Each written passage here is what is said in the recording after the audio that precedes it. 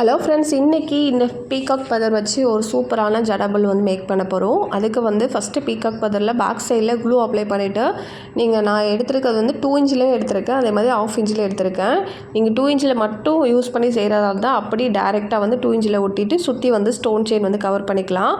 இந்த மாதிரி நீங்கள் வந்து ஈஸியாக செய்யலாம். அப்படி இல்லைனா நான் வந்து குட்டி எம்டிஏ போர்டு எடுத்திருக்கேன்ல 1/2 இன்ச்சு, அந்த எம்டிஏ போர்டில் அந்த சைஸுக்கு ஒட்டிட்டு சுற்றி எக்ஸஸாக உள்ளதை வந்து கட் பண்ணி எடுத்திருக்கேன். இப்போது அந்த பெரிய சைஸ் எம்டிஏ போர்டில் என்ன பண்ண போகிறேன்னா, சுற்றி வந்து ஜாஸ்மின் பட்ஸை வந்து கவர் பண்ண போகிறேன். ஜாஸ்மின் பட்ஸ் வந்து கவர் பண்ணதுக்கு பற்றி க்ளூ அப்ளை பண்ணி ஒரு 3 மினிட்ஸ் ட்ரை பண்ண விட்டுருங்க.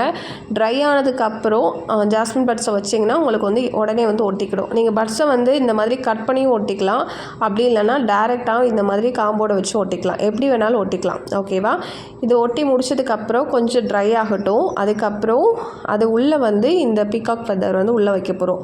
இப்போ நான் எடுத்திருக்க எம்டிஏ போர்டுக்கு 1/2 இன்ச்சு வந்து ரொம்ப குட்டியாக இருந்ததுனால நான் திரும்ப வந்து அதை 1 இன்ச்சுக்கு மாற்றிட்டேன்.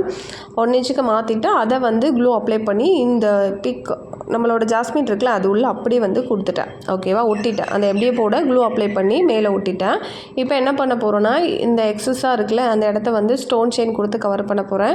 ஆல்ரெடி நம்ம ஒரு கிளாஸுக்காக ஒரு ஜடபுல் மேக் பண்ணோம். அதில் பார்த்தீங்கன்னா நம்ம கிளிப் ஸ்டோன்ஸ் வந்து யூஸ் பண்ணியிருப்போம். அதே மாதிரி நீங்கள் செஞ்சுக்கலாம். அதாவது பீகாக் ஃபெதர் இல்லாதவங்க அப்படி கூட நீங்கள் ரெடிமேட் பண்ணிக்கலாம். சூப்பராகவே இருக்கும். இப்போது ஸ்டோன் செயினை ஃபஸ்ட் லேயர் கொடுத்துருக்கேன். செகண்ட் லேயர் பார்த்தீங்கன்னா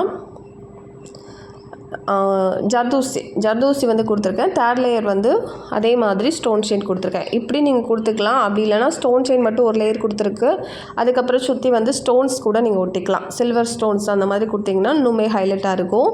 இல்லை நீங்கள் ஸ்டோன் செயினே பார்த்தீங்கன்னா ஒயிட்டு கொடுத்தாலும் இன்னுமே ஹைலைட்டாக இருக்கும். உங்களுக்கு எப்படி உங்கள்கிட்ட இருக்கோ அதுக்கு ஏற்ற மாதிரி நீங்கள் வந்து ரெடி பண்ணிக்கிடுங்க. இதோட உள்ளே டெக்கரேட் பண்ணுறது எல்லாமே உங்களோட விருப்பம் தான். ஓகேவா? இப்போது இது ஃபுல்லாக ரெடி பண்ணி கொடுத்துட்டு பேக் சைடில் வந்து கிளிப்ஸு யூஸ் பண்ணிக்கலாம். நான் இன்றைக்கி யூஸ் பண்ணிக்கிறது வந்து பேக் சைடில் வந்து அலிகேட்டர் கிளிப் யூஸ் பண்ணியிருக்கேன்.